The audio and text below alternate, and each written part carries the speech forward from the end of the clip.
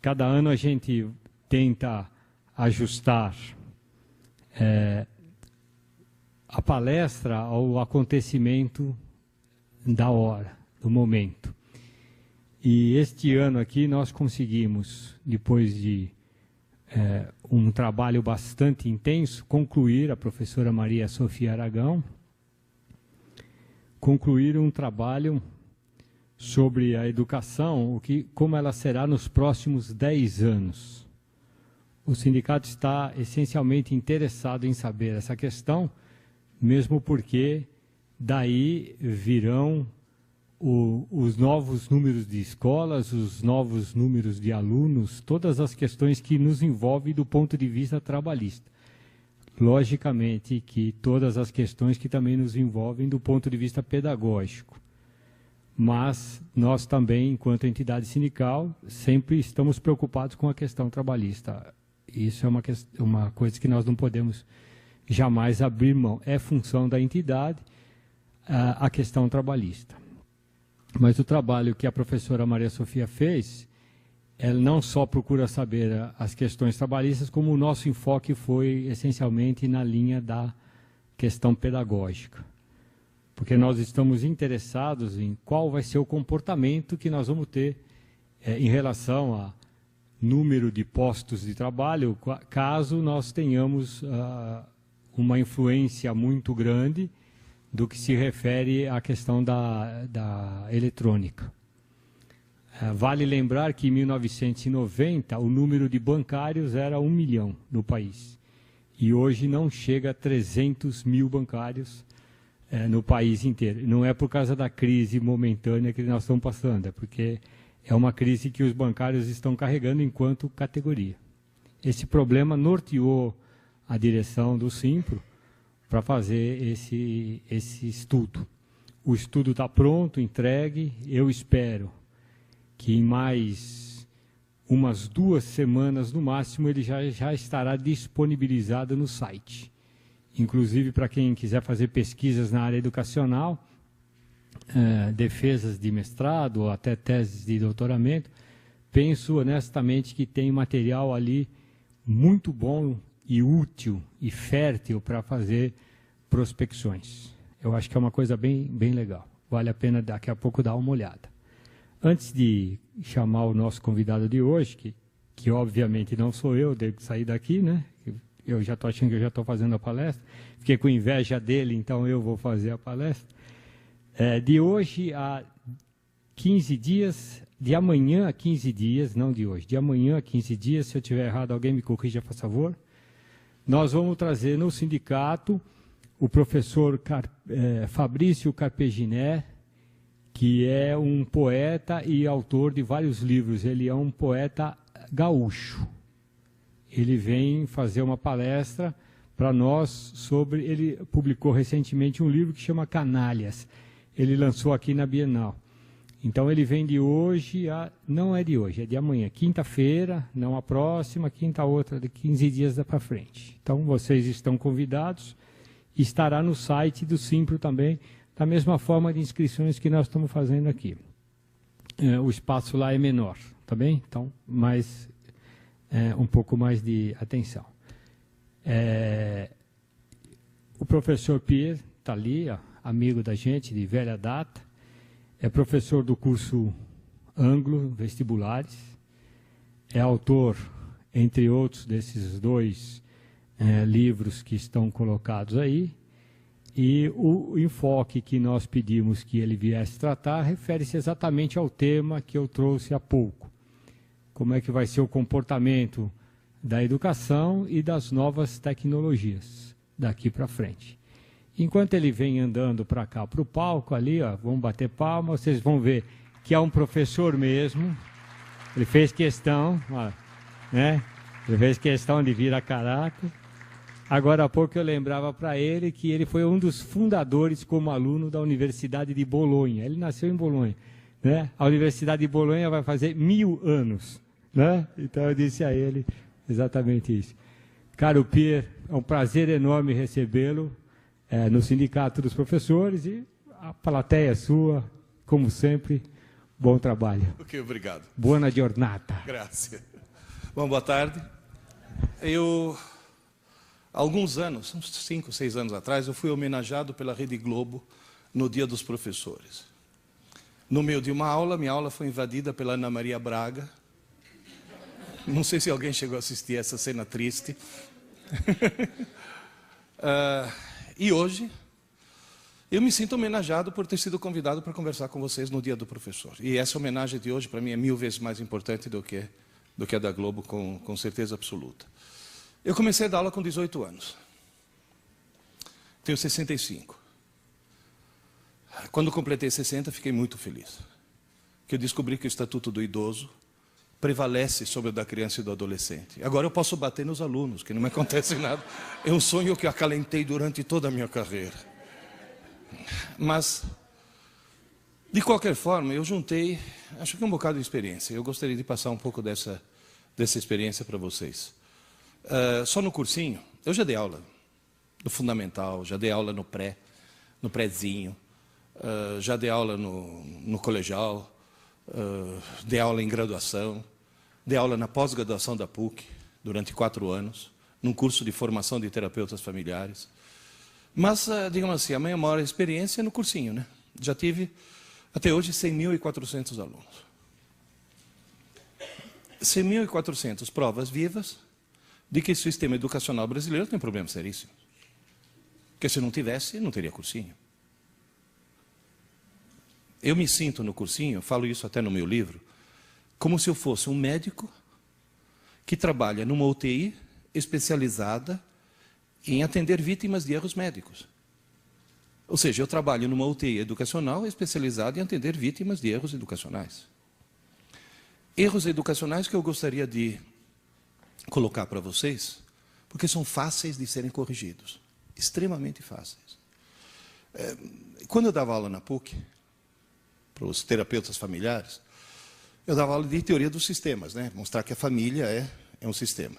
Eu sempre dizia para eles, se você está perdendo o jogo, não mude os jogadores. Mude as regras do jogo. Se o sistema educacional brasileiro está doente, não precisa mudar os professores. Não precisa mudar os alunos e não precisa mudar as famílias. Tem que mudar as regras do jogo. Nós estamos jogando o jogo segundo as regras erradas. Partindo, inclusive, de princípios ou antiquados ou completamente equivocados. Quando eu falo antiquado, tem gente que já imagina, fala, esse cara não gosta de computador. Tem alguém aqui que ouve nos fins de semana o meu programa na Rádio Eldorado? Qual é o tema? Computador. Certo? O primeiro computador que eu programei foi em 1967. Aliás, a primeira vez que foi publicado numa revista brasileira a listagem de um software pedagógico fui eu que fiz. Eu adoro o computador, usado de forma inteligente. Aliás, por falar em inteligência, quando escrevi o primeiro livro, o segundo, a editora cuspiu sangue para poder lançar hoje. Vocês têm o privilégio de ser os primeiros a ver esse segundo. Esse é dedicado a pais, o primeiro é dedicado a alunos, e o número 3, que eu prometo para vocês, para o começo do ano que vem, é dedicado a professores. Eu ia lançar hoje o dos professores, mas sinceramente não deu tempo. Quando eu lancei o primeiro, Aprendendo Inteligência, já levei cacetada. Chegou uma psicopedagoga para mim, sabe aquelas psicopedagogas bem arrogantes? Desde quando inteligência se aprende? Eu falei, no seu caso, nunca. Agora, no caso dos meus alunos, existe essa possibilidade. Antigamente, se achava que inteligência fosse uma questão de nascença, certo? Fosse uma questão genética. Tanto é que há estudos que mostram que filhos de pais inteligentes são mais inteligentes. Só que o estudo mostra que isso vale mesmo que o filho seja adotivo. Ou seja, o ambiente é fundamental. Então, hoje, as neurociências já mostram. Tem cara que fala, desculpe, isso não é físico, sou. Só que como eu dei aula de computação durante muito tempo, eu dei aula durante muito tempo de inteligência artificial e configuração de redes neurais, eu me vi obrigado a estudar o cérebro humano. Que é o único computador que realmente pensa, por enquanto. Então, na realidade, as neurociências mostram hoje em dia o quê? Que inteligência, talento e vocação são qualidades aprendidas. Às vezes, de uma forma tão precoce, que as pessoas pensam que é de nascença. Eu vou dar um exemplo. Há 30 anos atrás, uma revista francesa de divulgação científica chamada La Recherche publicou um artigo mostrando que a astrologia não é ciência, é pseudociência, ou seja, a astrologia não funciona. A Associação dos Astrólogos Franceses imediatamente processou a revista. E a revista, para se defender, fez uma coisa maravilhosa. Contratou um instituto de pesquisa, falou, então vamos ver cientificamente. Fizeram a mesma pesquisa de campo que a Sofia. Sofia, onde você está? A Sofia tinha dúvidas, você não inventou, você foi lá, fez a pesquisa. Pesquisaram milhares de pessoas em termos de inteligência, talento, vocação, caráter, profissão, etc, etc, etc. E depois tabularam em função do signo para saber no que cada signo se sobressaía. A média deu exatamente a mesma. Ou seja, nenhum signo do zodíaco tem alguma característica especial. A média foi exatamente a mesma. Sinto muito decepcionar as pessoas que acreditam em astrologia, mas esse estudo mostrou que a astrologia realmente não funciona. Teve uma vez uma mãe indignada que chegou para mim e falou, então por que o jornal publica horóscopo? Falei, aonde, minha senhora? Na página humorística, junto com as histórias em quadrinho. Eu leio horóscopo. Eu acho divertidíssimo. Leão, cuidado com os falsos amigos. Precisa ser de leão para tomar cuidado com os falsos amigos. Mas nessa pesquisa surgiu uma coisa estranhíssima. Apesar de estar demonstrado que os signos não influem absolutamente em nada, os nascidos em Capricórnio, Aquário e Peixes mostraram ter um QI mais elevado do que os outros 9 signos. E tira esse sorrisinho dos seus lábios, que só os nascidos na França, em Capricórnio, Aquário e Peixes.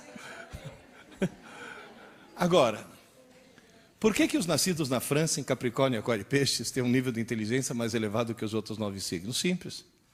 Capricórnio, Aquário e Peixes, dezembro, janeiro e fevereiro, inverno, faz frio. Faz muito frio. E na França os pais saem menos de casa e ficam mais tempo com o nenê.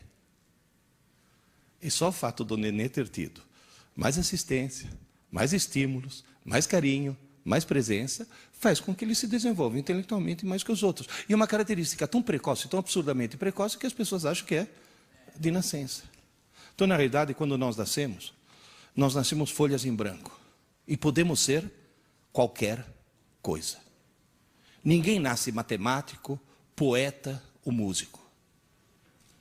Nós nascemos tudo. E a vida vai tirando. Quando o certo seria que a vida fosse acrescentando. Esse que é o problema. Bom, mas de qualquer forma, só para resumir, é bom que todos nós tomemos consciência que na nossa frente nós temos uma escada, chamada escada da inteligência. Todos nós, em qualquer idade, podemos subir essa escada. É lógico que ela vai subir muito mais rapidamente do que você, em função da idade, mas todo mundo sobe a escada. Todo mundo consegue subir, só que tem um pequeno problema. Os degraus diários são baixinhos. Portanto, quanto em termos totais a inteligência de um ser humano pode aumentar, não tem limite.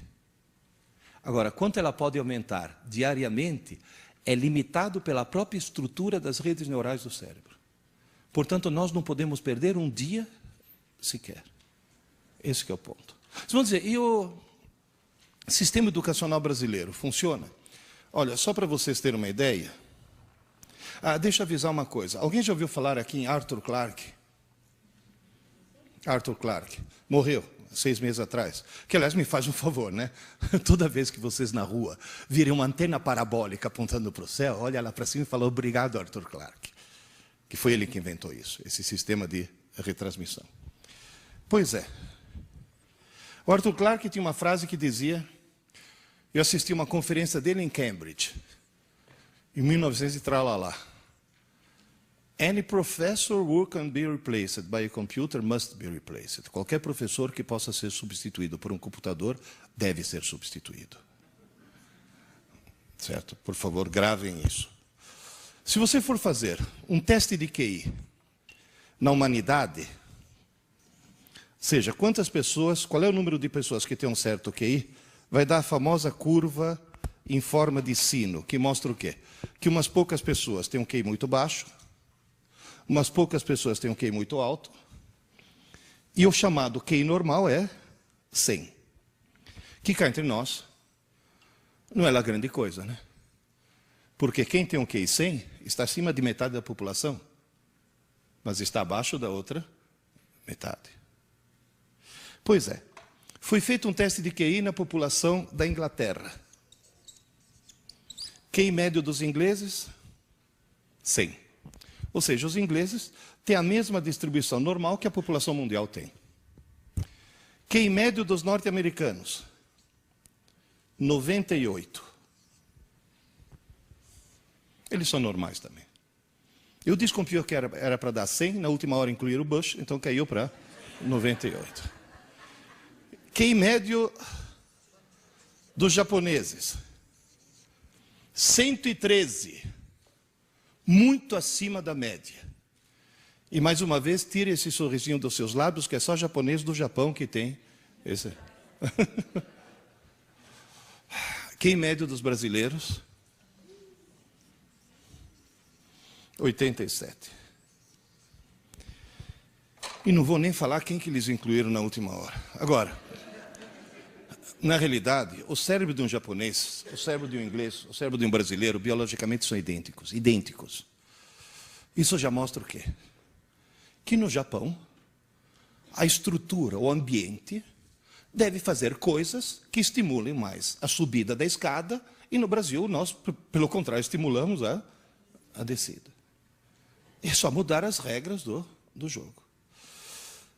E a escola brasileira, o que faz? Nada, porque a escola brasileira, a escola oficial que eu falo, nem sequer sabe que essa escada existe.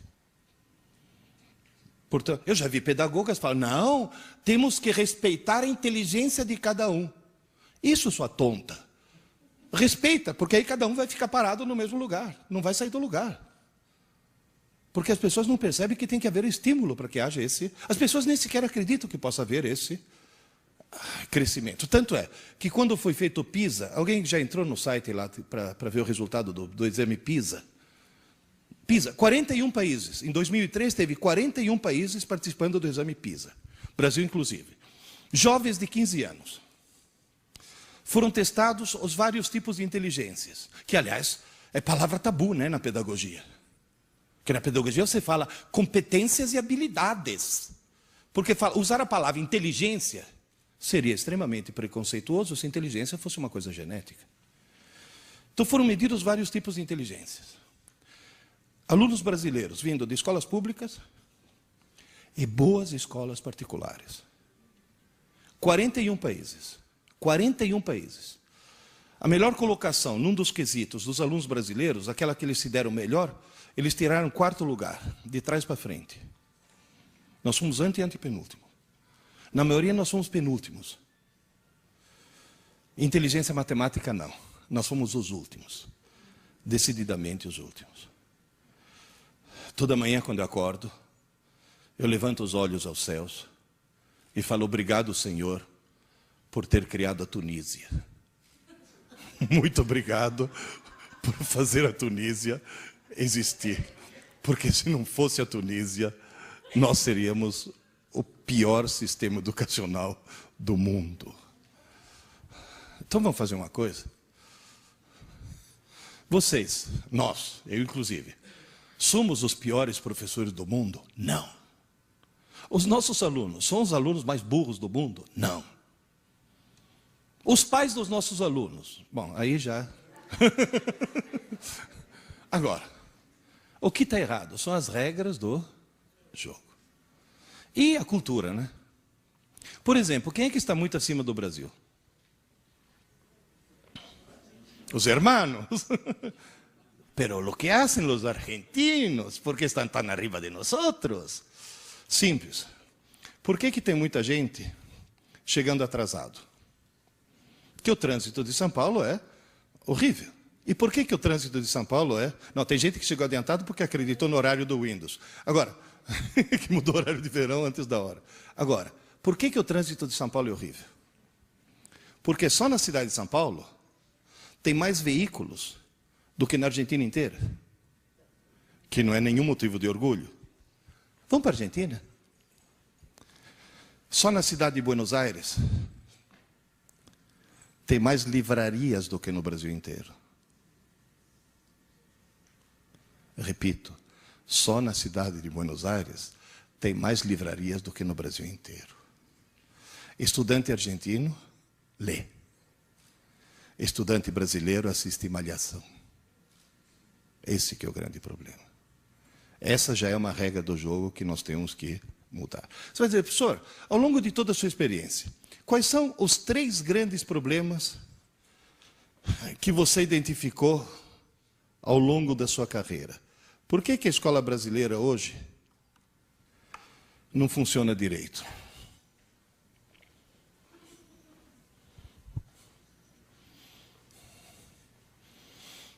Hoje o aluno se sente no direito de conversar durante a aula. Você chama a atenção de um aluno? Se você chamar a atenção meio rudemente, você corre até o risco de ser processado. Há alguns anos eu fiz uma besteira. Aqui perto abriram um colégio novo. E um amigo meu falou, Pierre, abriu um colégio novo, eu sou diretor, você vai ser um dos nossos professores. Eu falei, desculpe, não tenho tempo. Você vai dar aula um ano só para dar o pontapé inicial. Eu falei, desculpe, não tenho tempo. Pierre, você não consegue uma manhã por semana? Eu falei, não tenho tempo. Pierre, o dono do colégio vai ficar muito decepcionado. Ele já tinha reservado para você uma manhã por semana, $3.000 por mês. Falei, quarta-feira. Quarta-feira, lembrei agora que tem um... Olha, gente, como me arrependo. Sabe, eu ia dirigindo para essa escola, pensando assim, há 65 milhões de anos. Um pequeno cometa, não era nem muito grande. Caiu no México, consegui extinguir todos os dinossauros. Não podia cair uma pedrinha nesse colégio para extinguir esses desgraçados, para não ter que dar aula para esses caras. Porque vocês vão dizer, no cursinho não tem problema. No cursinho eu tenho salas de 200 alunos, nunca precisei botar um aluno para fora de sala. É lógico. Eles perceberam que jogaram na lata do lixo 7 anos de escola, estão tentando recuperar em 10 meses. Esse que é o problema. Você imagina, no meio de uma aula, ter que parar a aula e falar, vocês duas aí, dá para parar? Sabe o que eu escutei? Professor, a gente estava só conversando. Falar, como só conversando, sua pequena imbecil? Quem falou que durante uma aula você pode conversar? Professor, o senhor está estressado. Não é essa a reação? No meio de uma aula, eu estou dando aula de física, estava todo mundo prestando atenção. Falei, Deus existe, né? E de repente, olha, assim, tem uma menina lá no fundo assim. Falei, filha, se liga, vai, presta atenção você também. Professor, hoje não dá, estou na fossa. Falei, você está o quê? Professor, estou na fossa, meu namorado me largou. Falei, fez bem. Fez bem, porque se teu namorado não tivesse largado, você corria o risco de casar com ele, ter filhos e propagar o gene da estupidez gerações afora. Porque alguém que assiste aula assim não pode se reproduzir. Você vai poluir o pool genético da humanidade. Alguém que assiste aula assim tem que chamar o veterinário e mandar castrar. Essa foi... Acabou de... Está quentinho da gráfica ainda, né? Esse é o lançamento de hoje. Queridas e queridos, restabelecer a autoridade e o prestígio do professor, isso é fundamental. E o estudo mostra exatamente isso. O professor volta a ter autoridade, o professor volta a ter prestígio, o sistema educacional vai continuar sendo a porcaria que é. É simples. Levanta a mão quem se lembra de quando criança, ficar de pé quando o professor entrava na sala. Como dizia Osmar Santos, por que parou? Parou por quê? Qual foi a gênia da educação que chegou à conclusão que não está mais na moda levantar? Porque é um sinal de respeito. Você sabe por que eu dou aula? Hoje é lógico que é o dia do professor, mas eu só dou aula de avental. Por quê? Você já viu o padre rezar missa de bermuda? Não, né? Tem que haver aquele mínimo de cerimonial na aula. Tem que dizer quem é que é o professor, quem é que é o aluno. Tem que resgatar esse tipo de coisa. Eu sempre digo, exagerando um pouco, obviamente, que a escola vai voltar a ser uma boa escola quando o professor puder voltar a chamar o aluno de idiota. Sem ser processado. Tem gente que fala, mas você vai xingar. Não é xingar. Gente, existe uma velha piada, que é sem graça, hein? Não vão rir depois. Mas é uma piada para mim muito didática. Diz que a mocinha fez 18 anos, tirou carta de motorista, fresquinha. Acabou de ganhar um carrinho do papai. Ela sai toda se achando o máximo na estrada. Está escurecendo. De trás do morro tem uma curva, sai um carro que acende a luz baixa. Ela acende a luz baixa para mostrar que ela também tem. Aí o carro acende a luz alta, ela acende a luz alta. O carro passa por ela e grita, vaca. Ela grita, corno. Faz a curva e bate na vaca que estava no meio da estrada. Ou seja, às vezes você pensa que a pessoa está te xingando e a pessoa está tentando ajudar. Por isso que eu falo para os meus alunos, se eu te chamo de idiota, isso não é insulto, é um diagnóstico. Que é o primeiro passo para a cura. Gente, antigamente, o pai chegava para a professora primária, falava, professora, cá está meu filho, eu estou te entregando meu filho. Você faz esse menino aprender a ler, escrever e fazer conta. E se ele aprontar, você fala comigo que eu enquadro o moleque, tá? Não era isso? Hoje, já vi em porta de escola, eu vi isso. A mãe chegar para a filha e falar, agora você vai assistir a aula dessa bruxa. E se ela te encher o saco mais uma vez, você fala comigo que eu vou enquadrar. Ela vai perder o emprego na porta da escola. Então, essa inversão de valores. Gente, eu estou cheio de escutar aluno que vira para mim e fala, ô Pierre, você só dá aula ou também trabalha? Entende? Como se ser professor deixou de ser profissão. E vou dizer mais. Agora vamos falar em termos trabalhistas. Professor, ganha bem ou ganha mal? Poderia ganhar melhor sem que isso implicasse nenhuma despesa adicional por parte do patrão? Sim, se voltasse a fazer o que existia quando eu era criança. Livro. O papel que você comprou para imprimir esse livro, você pagou imposto? Não. Por quê? Se você importa um livro dos Estados Unidos, você paga imposto? Não. Por quê?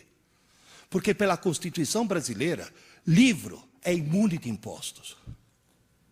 E por que professor não? Porque desde quando? Na minha época, professor não pagava imposto de renda, vocês sabiam disso? Não tinha desconto em folha. O nosso pior patrão não é o dono do colégio, o nosso pior patrão é o Estado. O que nós pagamos de impostos é um absurdo. Se a gente voltasse a ser imune, se livro é imune, por que professor não? Por maior razão, professor deveria ser imune. Próxima campanha do sindicato. Não, estou falando sério. E outra coisa. Restaurar fé pública. Professor tem que ter fé pública. Porque se um guarda me multa, e eu digo, não estava fazendo, ele diz, você estava fazendo, a palavra dele vale mais do que a minha, porque ele tem fé pública, coisa que o marronzinho da CET não tem. Vocês sabiam disso? Ele não tem autoridade desse tipo de multa, porque ele não tem fé pública. E professor voltar a ter fé pública. A palavra do professor tem que voltar a ser uma coisa importante. Segundo problema, que é o mais grave de todos. Aluno brasileiro, e quando eu falo aluno, estou incluindo vocês quando eu estava fazendo a faculdade, viu? Aluno brasileiro não estuda para aprender, estuda para tirar nota. E se estuda para tirar nota, tira nota. Passa de ano. E consegue um diploma. Só não consegue aprender. Vocês vão dizer, mas professor, se um aluno tira uma boa nota, não quer dizer que aprendeu? Eu conheço duas técnicas para tirar uma boa nota sem aprender. Uma é ilegal, outra é legal. Qual que é ilegal? Cola. Vocês sabiam que numa faculdade, se pegar um aluno de mais de 18 anos colando, teoricamente o professor teria que ir na delegacia fazer um BO? Então eu vou dar um conselho para todos vocês. Pegou um aluno teu colando, tirar a prova e dar zero não é castigo. É obrigar o ladrão a devolver o fruto do roubo. Pegou um aluno teu colando, chama a família. Teu filho tentou roubar. Segunda vez suspende. Terceira vez expulsa. É maçã podre. Porque se deixar alguém nessa idade colar, quando crescer vira o quê? Senador. Tá certo? Nós temos que cortar o mal pela raiz. Olha, o ACM lá, o Antônio Carlos Magalhães, na hora que foi ver o resultado, eu não estava colando. Qual é a segunda técnica para tirar uma boa nota sem aprender? E sem colar. A escola marca uma prova na quinta-feira pela manhã. Quando é que um aluno normal começa a estudar? Na quarta-feira não é normal. É alguém que tem visão a longo prazo. É um aluno que planeja o futuro. É o chamado aluno longemirante. Quarta-feira ele fala, mãe, me acorda meia hora mais cedo. Ou na própria quinta-feira. Professora, posso estudar na sua aula que eu tenho prova na aula seguinte? Vocês já ouviram frases assim? Alguém poderia me dizer por que alunos do fundamental, do médio, da graduação e da pós-graduação e do doutorado, por que todo mundo estuda o mais em cima da hora possível? Para não dar tempo de esquecer. E se tiver tudo fresquinho, tira a nota. E depois? Que grande e gigantesca palhaçada é o nosso sistema educacional. Eu sempre falo que o nosso sistema educacional tem duas desgraças. Uma é calendário de prova. Porque aí o cara estuda para prova. Não. E a cultura. Eu já vi mãe falando, ô filho, desliga esse videogame, menino, vai estudar, você tem prova amanhã. Essa mãe acha que está ajudando o filho. Essa mãe está cometendo um crime hediondo. Essa mãe devia ser presa sem direito à fiança. Essa desgraçada está arruinando a vida do filho. Porque está induzindo o filho a estudar, porque tem prova. E mesmo a gente comete esse erro. Ô, presta atenção, isso vai cair na prova. Vocês percebem a distorção? A enorme distorção. Terceiro problema. Somos um país de analfabetos funcionais. Somos um país de analfabetos funcionais. Ou seja, nós somos um país em que, teoricamente, o índice de analfabetismo é baixo. Mas na hora que você vai checar, você descobre que nós temos um monte de pessoas que sabem transformar letras em sons, mas não em ideias. Gente, vou dar um exemplo de analfabetismo funcional, aproveitando que você está aí. Quando eu casei com a tua mãe, era meu filho. Quando eu casei com a mãe dele, ela chegou para mim e falou, sabe, meu avô é velhinho, eu estou quase, está no fim da vida, coitado. Eu queria dar o último prazer para ele. Falei, qual? Ele é um daqueles judeus que fugiram da Europa nas perseguições. E o sonho dele é ver a neta casar na sinagoga. Você casaria na sinagoga? Eu falei, claro que sim. O patrão é o mesmo. Só muda aqui embaixo quem cobra os 10% de comissão. Vamos lá. Aí eu cheguei para o rabino, Sobel, você me casa na sinagoga? Ele falou, Pierluigi, Sobel aquele das gravatas, aquele que enlouqueceu. Pierluigi, eu vou te casar na sinagoga se você souber ler um reza em hebraico. Tá bom, negócio fechado. E lá peguei. Aleph, Beit, Gimel, Dalet, foi embora. Na hora da cerimônia, agora o noivo vai ler um reza muito importante. Eu peguei. Baruch atah Adonai Eloheinu melech haolam shelo asani isha. Muito bem, Pierluigi. Aí eu falei, ainda bem que ele não me perguntou o que eu li. Porque o que eu sou em hebraico? Analfabeto funcional. Eu sei transformar letras em sons, mas não em ideias. Tanto é que quando fui contar essa história, eu decorei a frase de tão traumatizado que eu fiquei. Né? Fui contar essa história para o Asaf, lá do ângulo, ele foi criado em Israel. Ele fala hebraico fluentemente. Contei para ele, ele falou, ô Pierluigi, você tem uma pronúncia boa, eu entendi tudo. Eu falei, que bom, você entendeu tudo, eu não entendi.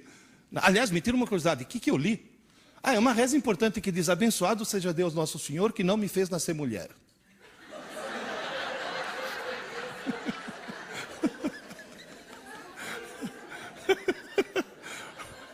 Bom, mas para mim está sendo útil. É que quando eu dou aula, chega uma aluna e fala, professor, posso sair? Estou com cólica. Eu falei, pois não, filha. E lá dentro eu penso, Baruch atah Adonai. Mas, de qualquer forma, nós temos um problema terrível. Professor,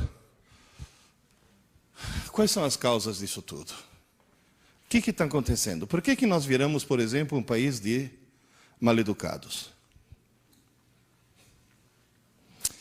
É o péssimo hábito que existe nos lares brasileiros e você tem que falar com os pais dos teus alunos e com vocês mesmos para acabar com essa maldita mania de deixar a televisão ligada o tempo todo. Porque a televisão ligada o tempo todo me permite o quê? Nesse momento está o Jô Soares tentando falar comigo.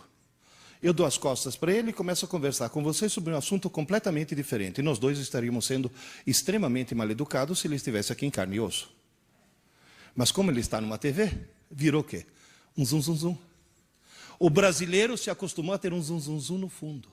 É o zum, zum, zum o tempo todo. Onde quer que você vá, tem um televisor ligado. Zum, zum, zum, zum, zum, zum, zum, zum. Outro dia eu fui fazer uma palestra na FIAP, auditório no 8º andar. Peguei o elevador. O que tinha dentro do elevador? Televisor. Com propaganda das Casas Bahia. É o zum, zum, zum o tempo todo. Quando a Rede Globo não transmitia 24 horas por dia, aquele chiado da madrugada, sabe aquele chuvisco? Tinha 10 pontos no Ibope. A televisão ligada o tempo todo. Você deixa na tua casa, na cozinha, o liquidificador ligado o tempo todo? Não, de repente dá vontade de fazer uma vitamina, já está ligado. Quer dizer, então a televisão, o estado normal de um televisor é desligado. Vocês estão rindo? Entrei na internet, www.thinkgeek.com, $8,99. Você está rindo, né, Sofia? É o controle remoto Ninja. Desliga qualquer televisor do mundo. Esse daqui do restaurante aqui do lado, só consegui emudecer ele. Mas se eu tivesse ficado mais um pouco, eu tinha conseguido desligar. Eu estou no hotel, tomando meu café da manhã, alguém tentando me vender o carnê do baú da felicidade. Ah, não. Não, e o gozado é a reação dos outros hóspedes. Eles não percebem que o televisor foi desligado. Mas percebem que sumiu o quê? O zum, zum, zum. Aquele zum, zum, zum de fundo. Outro dia, eu moro numa chácara, pedi para o meu caseiro me ajudar a fazer compra no Carrefour, que era muita coisa. No meio das compras, bateu fome. Eu fui comer um sanduíche com ele. Enquanto nós dois sentamos com o nosso sanduíche refrigerante, e na parede, obviamente, tinha a Globo, né? Eu peguei o Ninja aí. Aí o Marcelo começou a rir muito. Falei, Marcelo, você nunca viu isso? Foi isso daqui eu já vi. Eu nunca vi isso. Eu olhei do lado, tinha um cara com um sanduíche já mordido, olhando para a TV apagada assim. Gente, imóvel. Aí eu peguei o Ninja, liguei a TV de novo, ele voltou a comer. Gente, o cara deu um pause na vida. Tirou zum, zum, zum, parou de viver. Voltou zum, zum, zum, voltou a viver. Então posso pedir um favor? Hoje, quando vocês chegarem em casa, começa por vocês. Desliga a TV. Tá ligada? Desliga. Ai, não posso mais assistir TV. Claro, mas liga na hora que você quer. E depois desliga quando termina o teu programa. Ai, hoje é o último capítulo de Dupla Face, ou coisa desse tipo. Tá bom. Aqui, ó, não tinha uma novela assim? É? Duas Caras, isso. Oh. Sim, é mesmo. O conceito é o mesmo, vai. Agora o que é? A predileta, a preferida, a favorita. Hoje é o último capítulo. Que horas começa? Às 9. Que horas termina? Às 10. Liga a TV às 9 e desligue às 10. Porque aí você assiste o que você quer, senão você assiste o que eles querem. Televisor está transformando os brasileiros em mal-educados. Todos nós estamos ficando mal-educados. Esse é um problema que dá para resolver. E dá para resolver restaurando o prestígio do professor. Principalmente isso. Qual era o segundo problema? Estudar para a prova. Por que as pessoas estudam para a prova? Porque as pessoas têm dentro do crânio uma coisa maravilhosa chamada cérebro, o melhor computador do mundo. Só que veio sem manual de instruções. E as pessoas não sabem usar. Para não ficar agora aqui com... Eu não vou querer dar uma aula de neuropedagogia para vocês. Então, para simplificar, eu vou fazer uma metáfora. Aprender é escrever no cérebro. Tudo bem? Aprender é escrever no cérebro. Só que em cada região você escreve de uma maneira diferente. Naquela região azul, cerebelo, aquele que fica na base do crânio, é como se você pegasse um formão e um martelo e fosse cavando letra após letra na pedra. Você tem uma laje de pedra e fica com um formão e martelo batendo e cavando letra após letra. Demora para escrever, não demora? Agora, qual é a vantagem? Depois que você escreveu, você não apaga nunca mais. Está claro isso?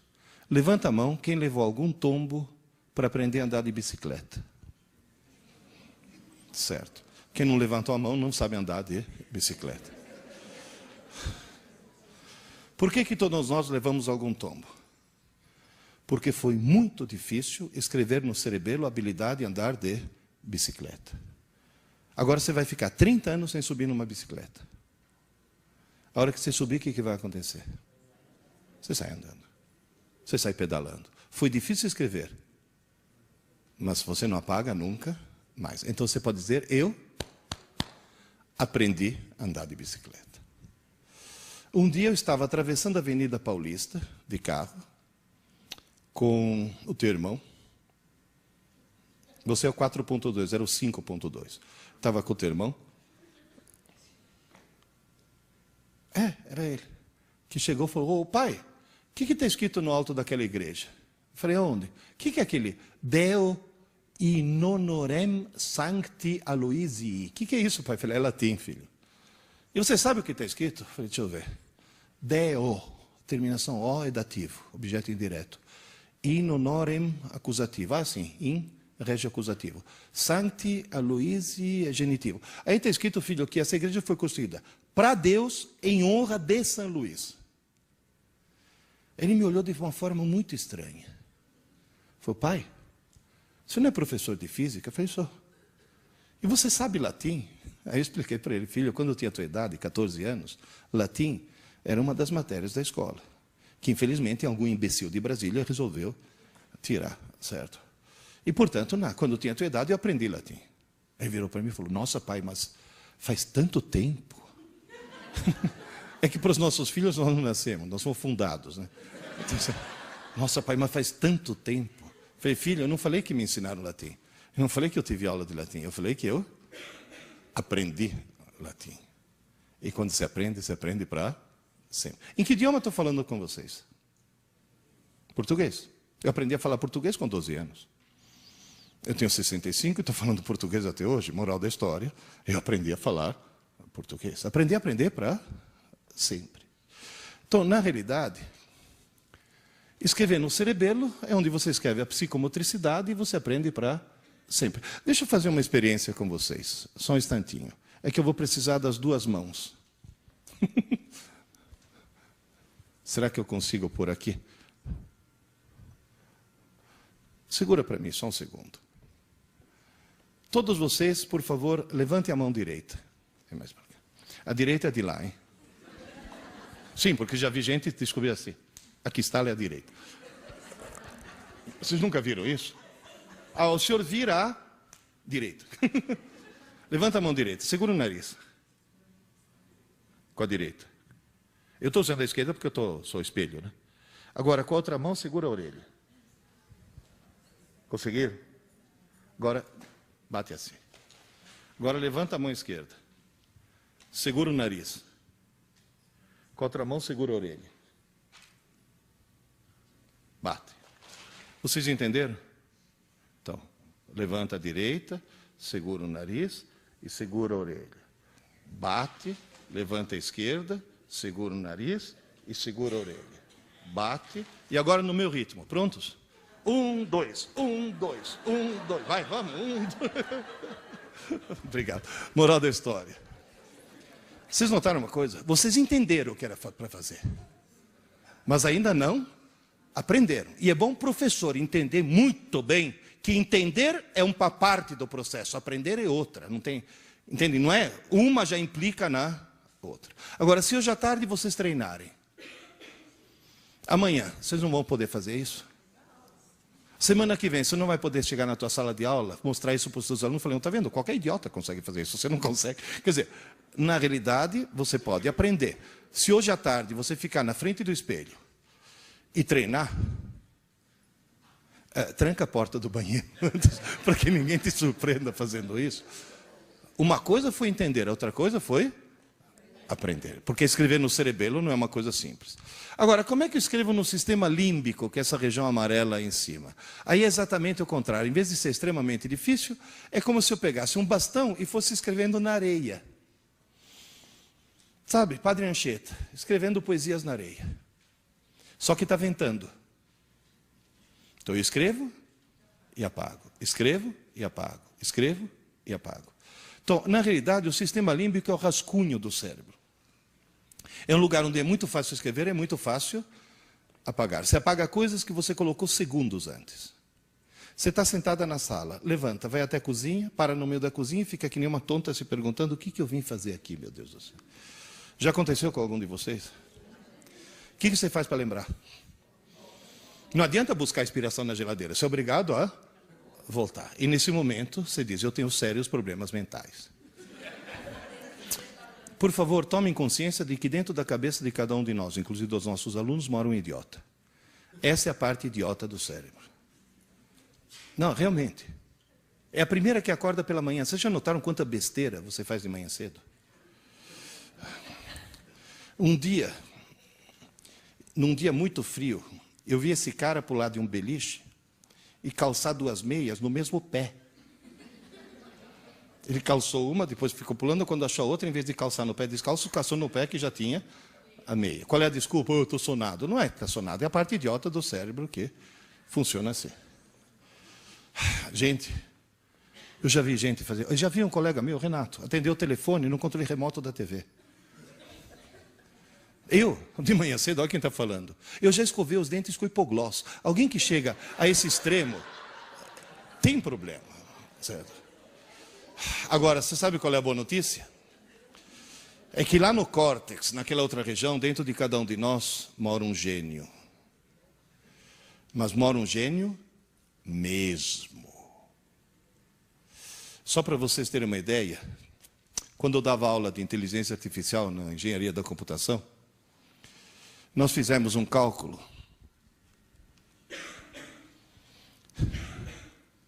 Quantos computadores de última geração? Esse é um notebook de ultimíssima geração. Quantos eu deveria ligar em rede para simular um córtex humano? O cálculo mais otimista deu 15 mil. 15 mil. Ou seja, dentro de cada crânio de cada um de vocês, tem uma rede equivalente a 15 mil computadores. Vocês têm ideia do que quer dizer isso? Quer dizer que vocês e todos os seus alunos, no fundo, são gênios. Alguns bem no fundo, né? Mas todo mundo tem esse potencial, essa genialidade potencial. Ou seja, todo mundo pode subir a escada da inteligência. Em primeiro lugar, eu gostaria de dar parabéns para o engenheiro, né? Quer colocar 15 mil computadores num 1,5 litro, isso sim é nanotecnologia.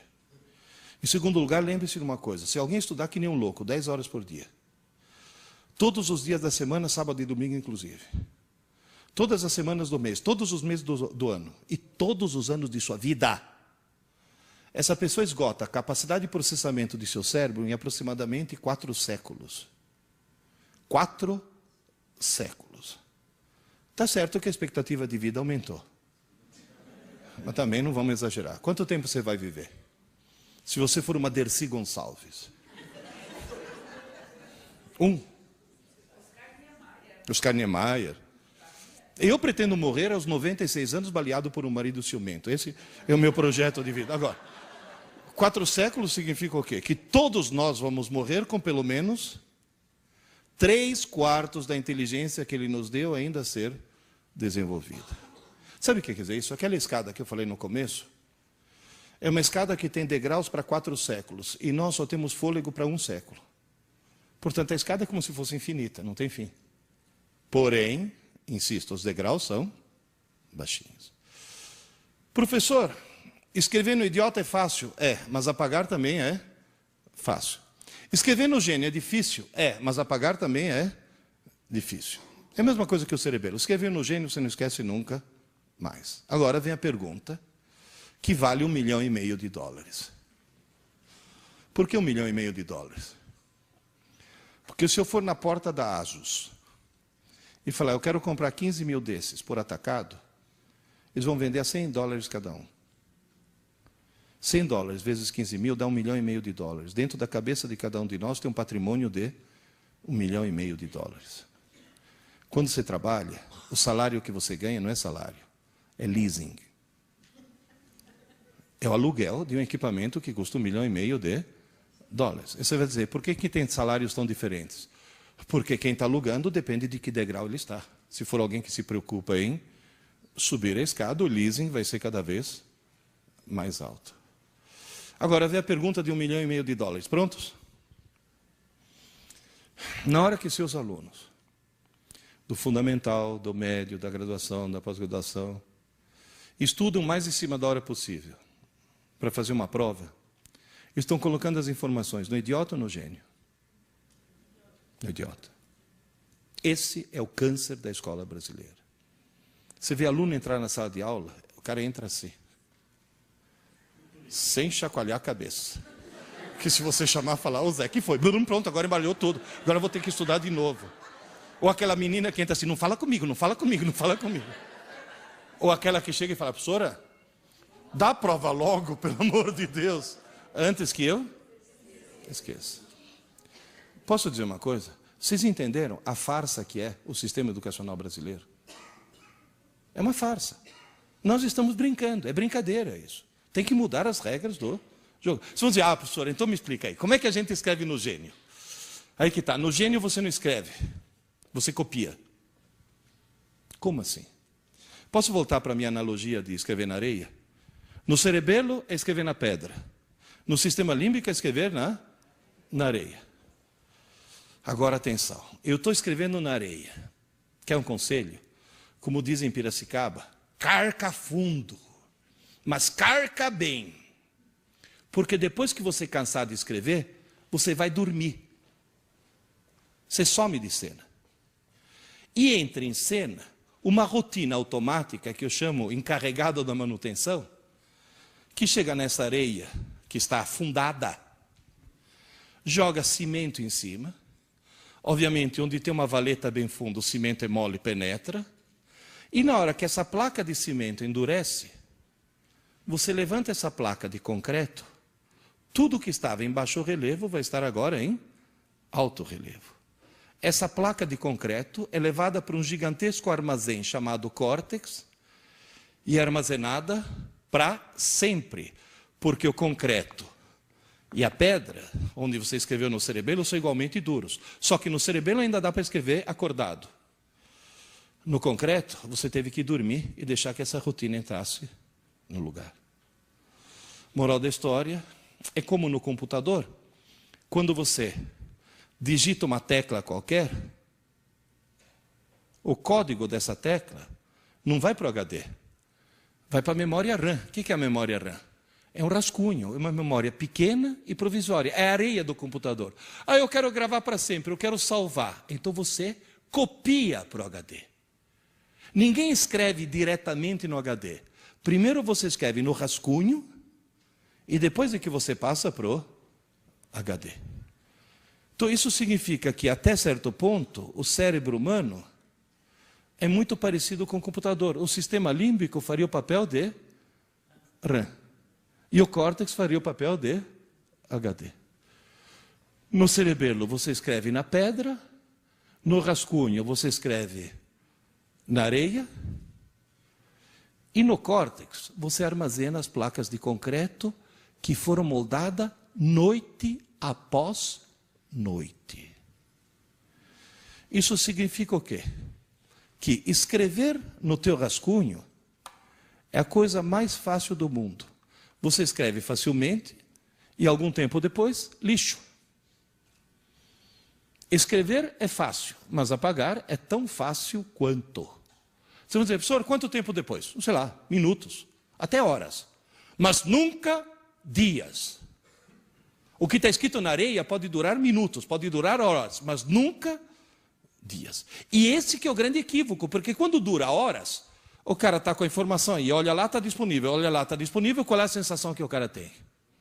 Que esteja disponível para ser. E no dia seguinte, o famoso, como era mesmo? Como é que se escreve no córtex? É que eu estou sem mousepad aqui, não é que eu estou sem pontaria, não estou bêbado. No córtex, você escreve pegando uma rede neural, desligando alguns neurônios e ligando outros. Você muda o circuito do cérebro. E mudar o circuito do cérebro com o cérebro acordado é a mesma coisa que trocar o pneu do carro com o carro em movimento. Ninguém consegue. Na Fórmula 1 tenta às vezes, mas atropela o mecânico. Se você quiser trocar o pneu do carro, quiser fazer a manutenção, primeiro você para o carro, depois você troca o pneu. Moral da história, durante o dia, todas as informações que entram no teu cérebro entram no rascunho, na areia. Só que como o rascunho é pequeno, quando está entupido, a reação é sono. Quando chega à noite, aquele famoso... Não é corpo cansado. Corpo não sente sono. Aquele...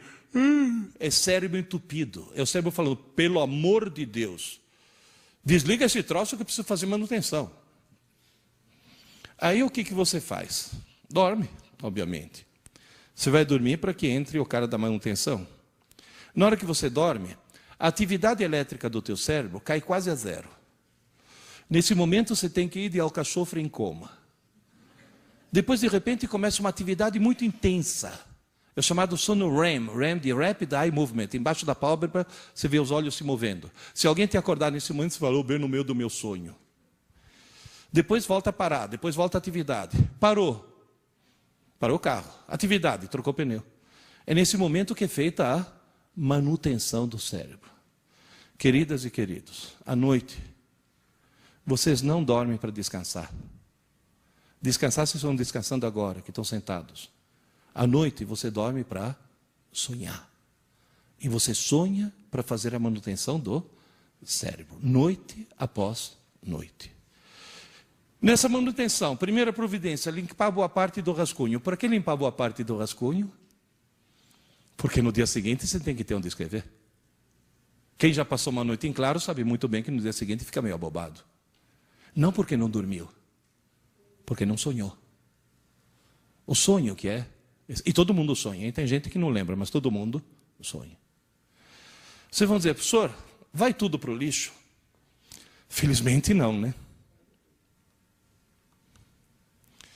Durante o dia você recebe muita informação. Uma pequena fração é gravada no concreto, tira o molde no concreto e leva para o armazém do córtex e transforma em pouco conhecimento.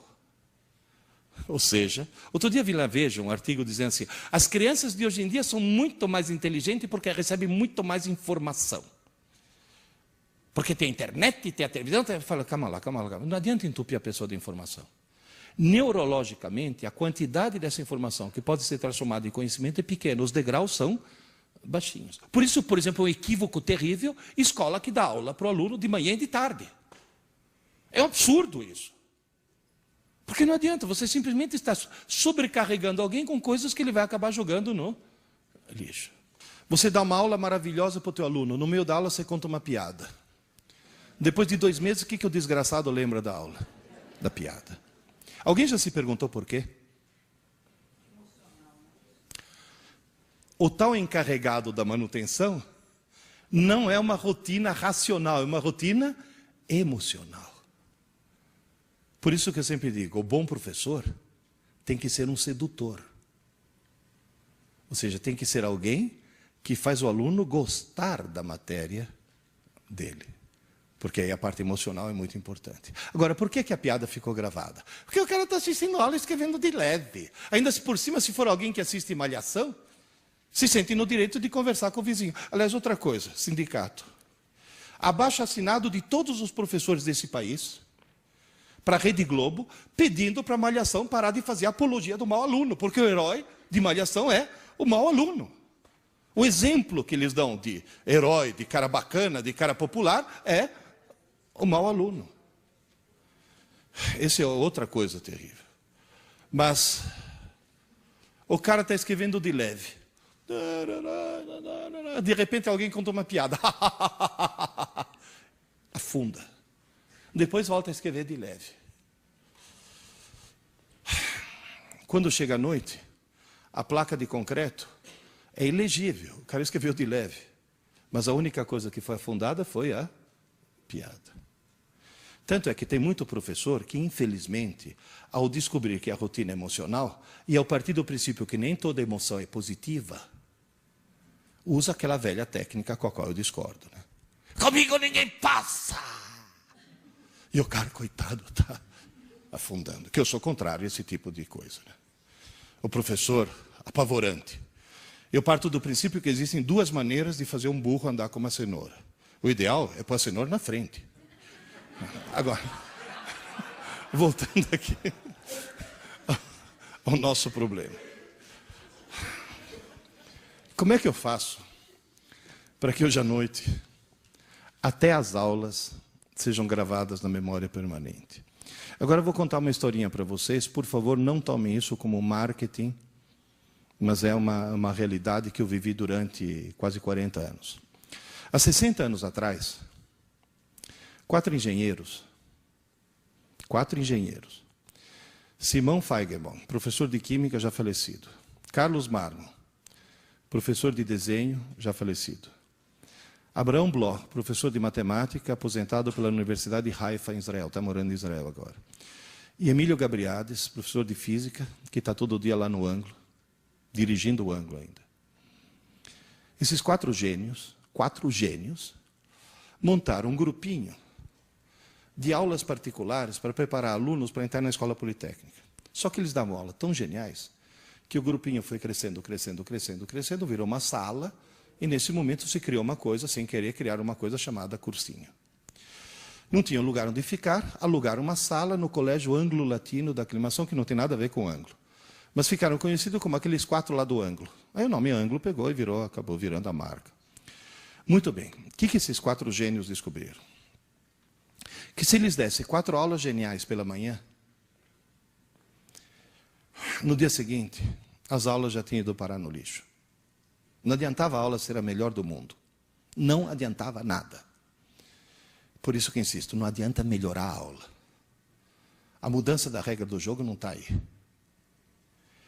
Mas eles descobriram, na base da tentativa e erro, porque nenhum deles tinha a menor ideia de neurociências, na base da tentativa e erro, que eles descobriram? Que aquelas aulas que foram dadas pela manhã, de tarde, no mesmo dia, antes que se passe uma noite de sono, fossem reforçadas por exercícios de aplicação, que seria, dentro da minha analogia, escreveu de leve na aula, e depois à tarde, na hora de fazer a tarefa, afunda aquilo que estava de leve, para que saia um bom alto relevo no concreto, não só aquela aula ia durar até o dia seguinte, como ia durar para sempre. Levanta a mão aqui quem foi meu aluno. Se lembra qual é o lema do ângulo? Aula dada, aula estudada. No mesmo dia, antes que se passe uma noite de sono. Aula dada, aula estudada. Só que, muito tempo depois, para ficar mais óbvio e mais explícito, eu acrescentei a 5ª palavra. Aula dada, aula estudada. Hoje. Antes que se passe uma noite de sono. Então, dentro das mudanças da regra do jogo que eu estou pedindo aos professores. Você dá aula de matemática numa turma, segunda e quinta. Segunda e quinta. Na segunda-feira você dá uma aula importantíssima, passa uma tarefa que, aliás, observação, é um crime qualquer professor dar uma aula que não venha seguida de uma tarefa. Porque qualquer aula que não tem exercícios de aplicação depois é uma aula inútil, é uma aula que vai ser jogada no lixo. Está bem claro isso? Você dá aula segunda e quinta, na segunda-feira você passa uma tarefa e diz, pessoal, a tarefa é tão importante, mas tão importante, mas tão importante, que eu vou cobrar. Coisas terríveis acontecerão com quem não me entregar a tarefa. Só que a outra aula dele é quando? Quando é que o cara faz a tarefa? Ou quinta de manhã, sentado na escala, copiando de um CDF. Não é isso? Quando a tarefa, para ter efeito, devia ter sido feita quando? No mesmo dia. Portanto, o truque qual que é? A regra do jogo básica. Faça seus alunos estudar pouco, mas todo dia. Convença os pais dos seus alunos a fazê-los estudar pouco, mas todo dia. Aquela mãe devia falar, filho, desliga esse videogame e vai estudar, menino, você teve aula hoje. Você teve aula hoje, não você tem prova amanhã. Professor, funciona. Vocês têm boa memória? Qual é a bandeira que estava no topo? Finlândia. E na hora que o Ministério da Educação descobriu que a Finlândia é o melhor sistema educacional do mundo, e aliás até o que era nosso secretário de Educação, aquele lá, o Clodovil da Educação, como é que chama? O Chalita, descobriu que a Finlândia é o melhor sistema educacional do mundo, pegaram as pedagogas do Ministério da Educação, da Secretaria da Educação, e mandaram as pedagogas fazer um estágio na Espanha. O que elas foram fazer na Espanha? Ah, não. Barcelona é fashion. Porque agora a pedagogia brasileira virou moda. Porque, não, Montessori não, filha, Montessori saiu da moda. Agora é Piaget. Daqui a pouco Piaget? Não, Piaget era outra estação, agora é construtivismo. Agora vai para Barcelona lá, que é o top do top. Gente, vamos parar de tentar descobrir novas maneiras de ensinar e vamos tentar resgatar as velhas e boas maneiras de aprender. Porque o fundamental é o aluno aprender, não é como a gente ensina. Ai, agora é lousa digital, lousa eletrônica. Para com isso. Para com isso. Vê teu aluno quando está sozinho. Porque é o momento em que ele está sozinho que funciona. Eu fui para a Finlândia, porque eu estou desconfiado da Finlândia faz muito tempo. Eu fui para a Finlândia há tanto tempo, mas há tanto tempo, que eu tive dificuldade para passar na fronteira, porque a Rússia ainda era União Soviética. Para vocês terem uma ideia de há quanto tempo eu fui lá. Bom, em primeiro lugar, eu aconselho todo mundo a nunca ir para a Finlândia no inverno. É muito deprimente. O sol nasce às 11 horas da manhã e se põe às 2 da tarde. Você imaginou coisa mais deprimente que isso? 10h30 da manhã é noite. 11 horas nasce um pálido sol que faz... pronto, 2 horas já. Tanto é que o índice de suicídio deles é enorme. Depressão. Eles bebem, mas bebem. Eu cheguei para um conhecido meu finlandês e falei, mas por que você bebe tanto? Ele falou, não, eu jamais bebo de dia. Que grande esforço que você faz. A Finlândia é um país extremamente feminista. Todas as mulheres finlandesas trabalham. A multinacional finlandesa mais bem-sucedida é a Nokia. Quem que colocou a Nokia como líder mundial em celulares? Seu presidente. Quem é seu presidente? Uma mulher. Todas as mulheres finlandesas trabalham. O parlamento finlandês tem 40% de mulheres. 40% do parlamento são mulheres. Todas as finlandesas trabalham. Só que a Finlândia é um país de primeiro mundo, né? Não tem babá, não tem empregada doméstica. Portanto, todas as escolas finlandesas são período integral. Porém, só tem aula pela manhã. À tarde eu fui visitar. Cada criança tem uma mesinha, uma gaveta, onde guarda seus cadernos, seus livros, e em silêncio e sozinhos, eles fazem aula dada, aula estudada, hoje. E são o melhor sistema educacional do mundo. Eu sempre digo que a Finlândia somos nós, na rua Tamandaré 596, faz 60 anos. E nunca veio nenhum secretário da educação perguntar para a gente por que vocês têm tanta eficiência e tanto sucesso. Por quê? Nós não temos os melhores professores e nem temos o melhor material. Nós temos os melhores alunos na medida que eles se convenceram que um bom aluno é alguém que estuda pouco, mas todo dia. Gente, essa é a regra do jogo que eu imploro para vocês mudarem. Por quê? É tal história. O aluno acha que nós não existimos fora da escola e nós achamos que o aluno não existe fora da escola. O aluno é gozadíssimo. Eu estou jantando num restaurante e passa um ex-aluno. Ô, Pierre, você comendo? Essa é a reação. O chato é quando o ex-aluno é caixa do motel, né? E a pergunta é a mesma. Agora, na realidade, assim como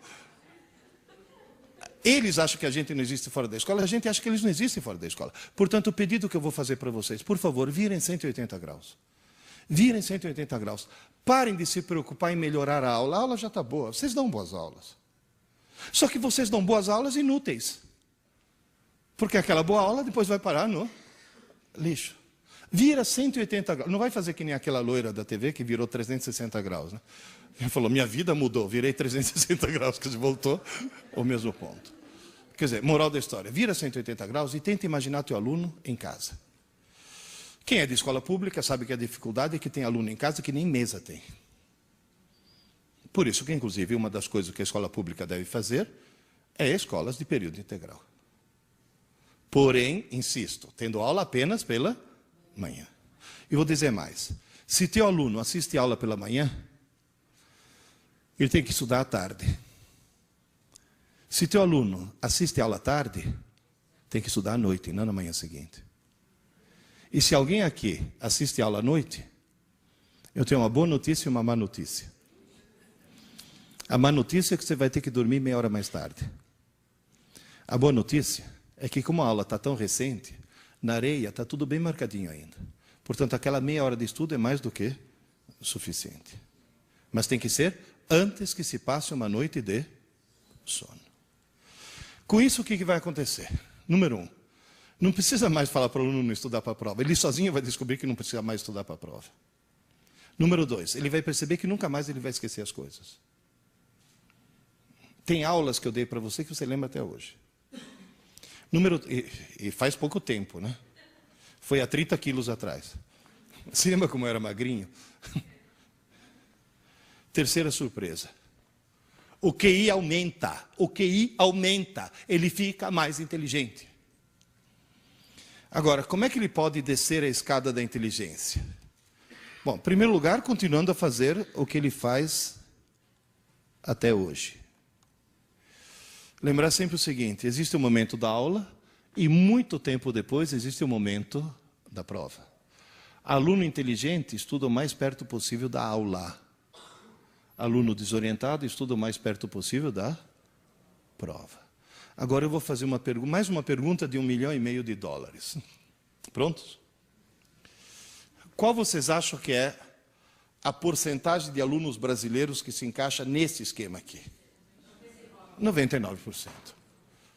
Portanto, vamos fazer uma coisa? Vamos fazer nossos alunos virar 1%. E aí, a coisa vai crescendo. Porque, inclusive, lembre-se de uma coisa. Os nossos alunos, conforme você estava comentando, vão entrar no mercado de trabalho que tem cada vez mais gente e cada vez menos necessidade de mão de obra. Quanto bancário foi para o olho da rua por causa da internet e do caixa eletrônico? Outro dia eu fui dar aula magna na Unisa Digital. Para quem que eu dei aula? Para 2 câmeras e uma antena parabólica. E a aula foi retransmitida para 52 universidades. Se não fosse a tecnologia, precisaria de 52 Pierluigi para fazer aquilo que um Pierluigi só fez. Certo? Agora, insisto mais uma vez.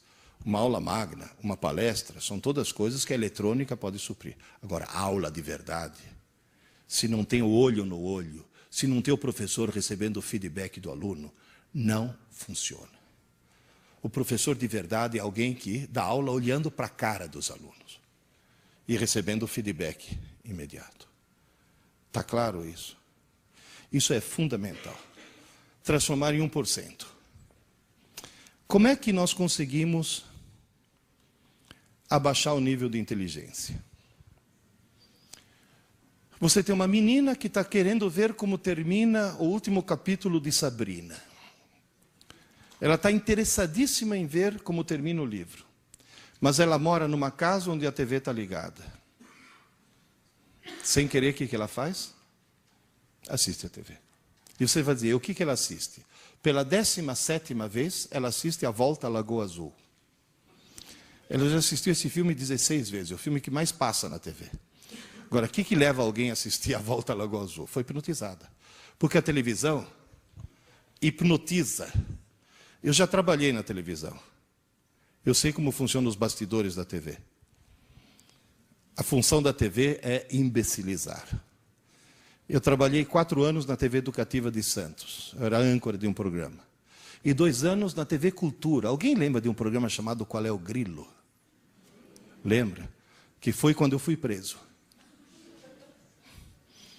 Me perguntaram a opinião sobre o que eu achava, como professor de física, de construir centrais nucleares em Peruíbe. E como o programa era ao vivo e não tinha censura prévia, eu pude dizer, qualquer governo que num país como o Brasil pense em construir uma central nuclear, ou é burro, ou é corrupto. E aliás, quando fui preso, teve muita gente que falou, olha que coisa. Depois me soltaram logo em seguida. Olha que coragem que teve aquele professor. Bateram palma. Quem é que bateu palma? O mesmo pessoal que agora está em Brasília, estão construindo a Angra 3. Foram os mesmos. E os motivos devem ser os mesmos também. Na década de 50, foi inventado um eletrodoméstico maravilhoso que prometia divertir. E na Alemanha inventaram um remédio maravilhoso, aquele lá em cima, que prometia fazer as mulheres grávidas não sentir enjoo. O pessoal comprou a TV e se divertiu. As mulheres grávidas compraram o remédio e não sentiram enjoo. Só que esse remédio chama talidomida. E as crianças começaram a nascer sem braço, sem perna, sem olho, assim, com grandes problemas. Até hoje existem hospitais no mundo que abrigam as vítimas da talidomida. E a televisão virou a talidomida do século XXI. Por quê? Olha, gente, posso dizer uma coisa? Eu recebo centenas de e-mails, no meu programa de rádio, que é um programa de informática. 20% dos meus ouvintes têm mais de 60 anos. O que mostra que a escada todo mundo sobe. 20% dos meus ouvintes são deficientes visuais. São cegos que trabalham no computador e, obviamente, trabalham pelo som e não pela imagem. 20% dos meus ouvintes são pessoas que não têm computador, não querem ter computador, mas querem ouvir dois amigos conversando, que é uma coisa que faz falta hoje em dia. E o resto é o resto do público. Quem é que manda as dúvidas mais inteligentes? Os cegos. Você vai dizer, mas por quê? Cegueira aumenta o QI? Não, mas não assistir TV aumenta. Não, estou falando sério. Estou falando sério. Vocês não... Gente, a TV intencionalmente acaba com o espírito crítico das pessoas. Por quê? Por uma razão muito simples. Porque se não abaixar teu espírito crítico, você não compra. Gente, outro dia eu estava no hotel assistindo um programa do canal Discovery. E aí vi uma propaganda que durou acho que uns 10 minutos. Olha, 10 minutos é grana, hein? Mesmo uma TV por assinatura, 10 minutos de propaganda. Quer dizer, que o cara está vendendo o produto. O que ele está vendendo? Um sofá de plástico preto inflável. Agora eu pergunto, em nome de Deus, por que alguém vai querer em casa um sofá de plástico preto inflável? Que se você sentar sem camisa e levantar, ele vem junto.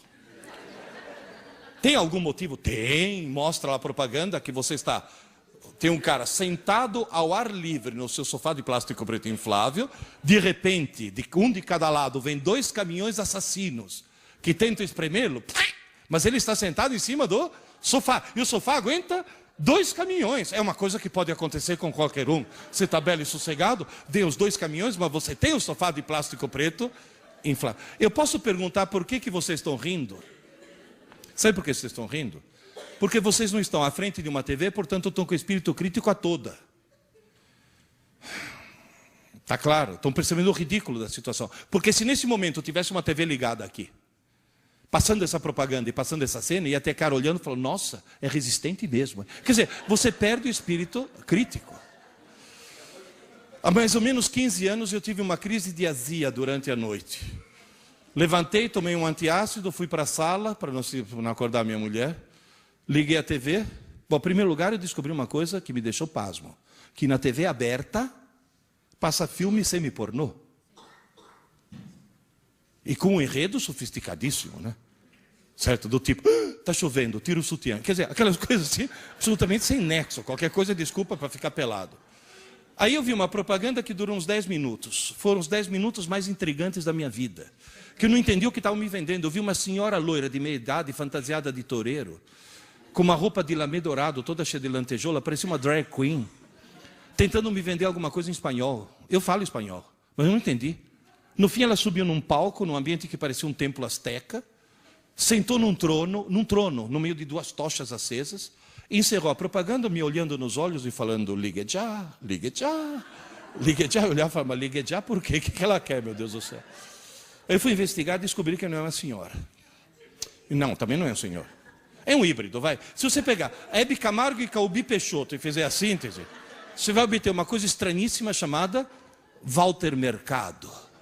Que até pouco tempo atrás estava falando ligue já no México. Agora está falando ligue já no teu celular. Prepare-se, Walter Mercado está de volta. Agora, o que é de estranhar não é ter uma coisa estranha na TV. Coisa estranha é ter na TV do mundo inteiro. Na TV americana, então, quanto mais estranho e pervertido for o cara, maior audiência que ele tem. Lembra daquela charada? O que é o que é? Anda para trás, muda de cor e come criança.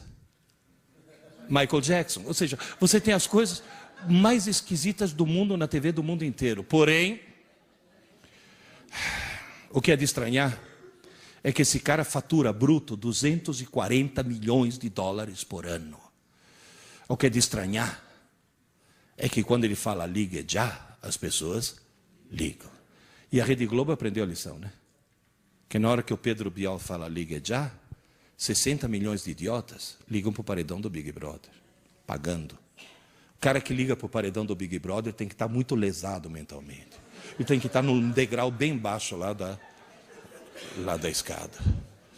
Agora, professor, o que mais abaixa o QI? Como já disse, computador mal usado. Eles ficam até 3 horas da manhã no MSN, conversando com 10 pessoas ao mesmo tempo, portanto, fatiando o seu lobo frontal em 10 pontos de atenção ao mesmo tempo. E cuidado, hein? A função do lobo frontal é fazer convergir todas as informações que vêm de todos os nossos módulos cognitivos numa linha única de pensamento. O cara está fatiando aquilo, está abrindo 10 caminhos diferentes. Aí o que acontece? A mãe leva na psicopedagoga, que leva para o neurologista. Esse neurologista tem um protocolo de sintomas de verdade, de criança que sofreu acidente de parto, que bateu a cabeça quando era nenê. Ou seja, criança que tem problema neurológico, e com esse conjunto de sintomas, ele diagnostica TDA. Só que essa criança não está com TDA. Se essa criança tirar o computador do quarto e colocar na sala, o TDA desaparece. Então, vocês percebem que o que está acontecendo é que a informática está produzindo, fora o fato de que, se tiver algum professor de português aqui, já deve ter ficado horrorizado com a ortografia, né? Por que a esmagadora maioria das placas que eu encontro na estrada tem essa indevida crase? Porque as obras são a 500 metros, não são a 500 metros, né? Por que tem isso? Porque de tanto ver escrito errado, as pessoas acham que é errado o que é certo. Já tem no vestibular esse ano, já teve aluno esse ano que passou, que na redação de vestibular escreveu aqui com K. Isso anula uma redação. Tanto é que eu estava brigando com o aluno meu, eu falei, para de escrever feito um idiota, senão depois você vai fazer a redação escrevendo feito um idiota, com esse internetiquez aí. Pô, professor, é para escrever mais rápido, é para abreviar. Eu falei, é para abreviar? Então, por favor, me explica que raio de abreviatura é. Escrever naum, que tem 4 letras, no lugar de não, que tem 3. Aí vira um outro, professor, o que é abreviatura? Falei, um dia você irá preso. E a abreviatura é o que você faz para entrar no carro da polícia, seu desgraçado.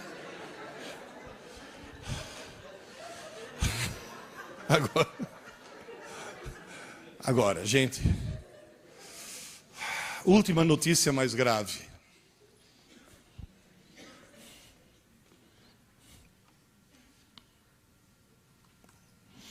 O uso do MSN, um psiquiatra descobriu, produz um rebaixamento no QI, que é o dobro do que o seu jovem fumasse maconha.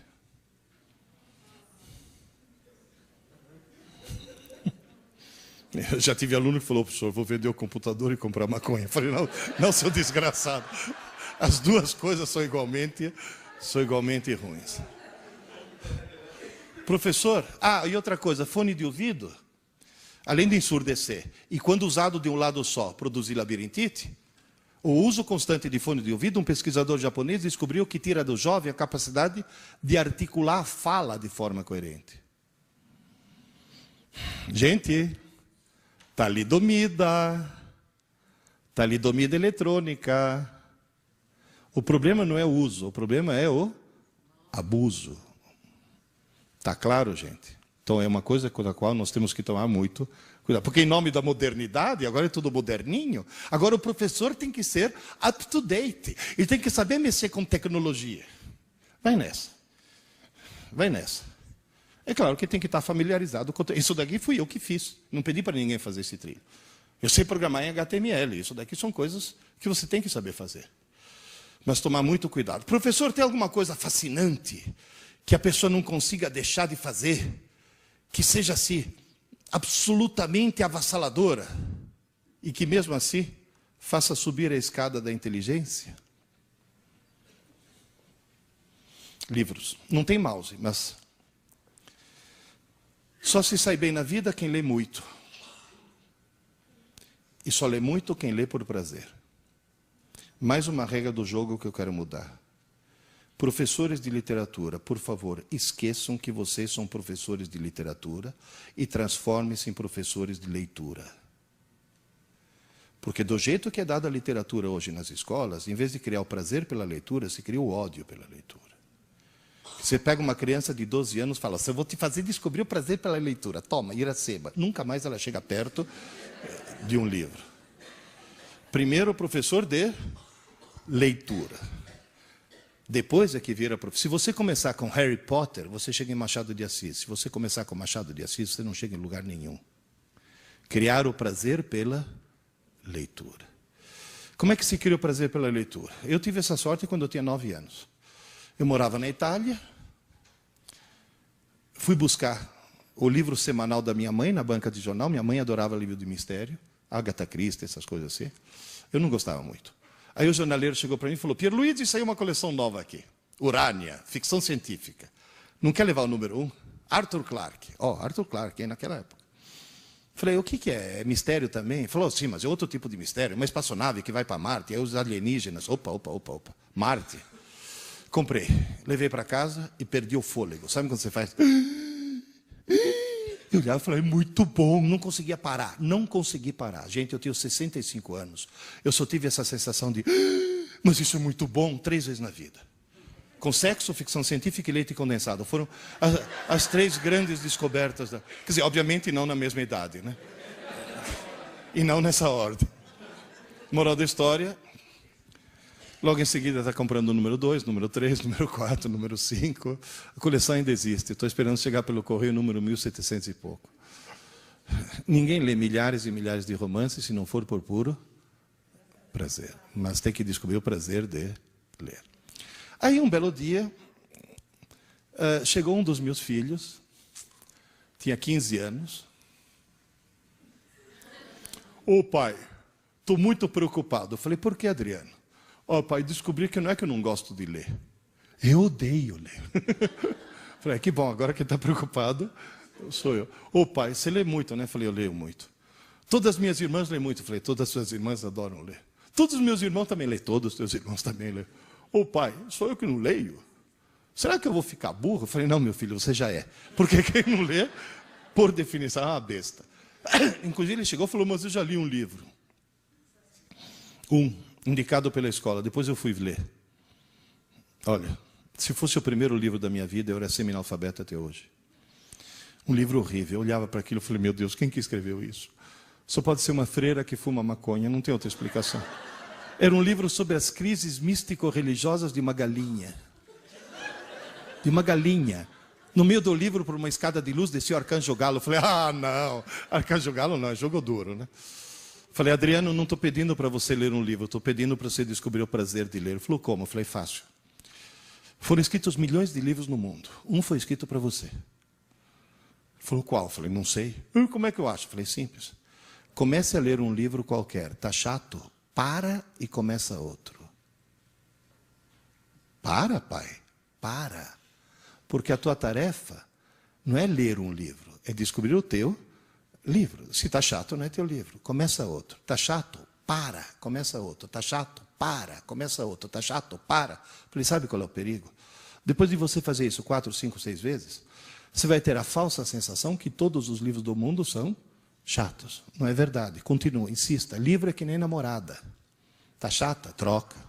Está chata? Troca. E realmente você andou trocando muito ultimamente. Moral da história. Acho que na 8ª tentativa ele achou Hobbit, do Tolkien. Pai, nunca achei que um livro pudesse ser divertido. Falei, está salvo. Porque nesse momento ele não achou um livro divertido. Ele achou que ler é divertido. É uma forma de lazer. Devorou Hobbit. Pai, a história continua. Eu falei, sim, O Senhor dos Anéis. Pai, compra para mim. Vocês imaginam a emoção de um pai que ouve seu filho semi-analfabeto pedir para comprar um livro? Entende? Foi uma... Achei. Olha, custei achar, sabe por quê? Porque nesse país abençoado por Deus, que tem menos livrarias do que na cidade de Buenos Aires, livro só fica na moda quando aparece o filme. Alguém já ouviu falar num filme intitulado Eu, Robô? Com Will Smith? Você sabe quando é que eu li esse livro, do Isaac Asimov? Faz 40 anos. 40 anos. E ninguém leu. Eu chegava para os meus colegas do ângulo, leia, Eu, Robô. Que isso? Autobiografia do Maluf? Não, é um livro de ficção fantástico, meu Deus do céu. Bom, moral da história. Ele devorou 1.200 páginas. Ô pai, tem mais alguma coisa no gênero? Falei, que tal a história do Rei Arthur, Mago Merlin, Cavaleiros da Távola Redonda? 4 volumes das Brumas de Avalon. Alguém leu aqui? Devorou. Pai, tem mais alguma coisa no gênero? Eu falei, Adriano, vamos mudar de gênero, senão daqui a pouco vira feiticeiro, né? Daqui a pouco eu vou ter um Gandalf andando de cajado pela casa, né? As Aventuras Completas de Sherlock Holmes, lembra desse? Tijolão desse tamanho, devorou. Bom, para encurtar a história, hoje, essa peça que está aqui, ele lê fluentemente em português, italiano, espanhol, francês, inglês, está começando alemão, pelo menos você foi para Frankfurt, serviu para alguma coisa. É formado em administração de empresas e virou diretor de uma editora. Tamanho amor que ele pegou pelos livros. Livro muda muito as pessoas, muda demais as pessoas. Uma professora de literatura de Santa Cruz do Rio Pardo chegou para mim e falou, ô professor, eu sou professora de literatura e adoro ler. Quase que eu falei, ainda bem, né, filha, você está na profissão certa. O nosso irmão é professor de... A minha irmã é professora de história e adora ler. E o nosso irmão não é professor, é uma besta. O cara não lia nem bula de remédio, professor. Além de tudo, desgraçado e corintiano. Mas aí minha irmã foi numa livraria e encontrou um livro intitulado Aventuras e Desaventuras do Timão. Diz que o corintiano era tão corintiano que, ao saber que o livro tratava do Corinthians, está salvo. Descobriu que o livro contava histórias do Coringão muito mais interessantes do que ligar uma TV e ficar ouvindo o abominável Milton das Neves. O camarada adorou aquele livro. Logo em seguida ele estava lendo a biografia do Rivelino, História das Copas do Mundo. Só que em Piracicaba tem um ditado que diz, se abrir a porteira, não passa um boi, passa a boiada. Ele começou a ler de tudo. Aí a irmã dele me contou, falou, professor, adivinha o que aconteceu 2 anos depois que minha irmã encontrou aquele abençoado livro? Falei, o que houve? O nosso irmão publicou um livro de poesias de autoria dele.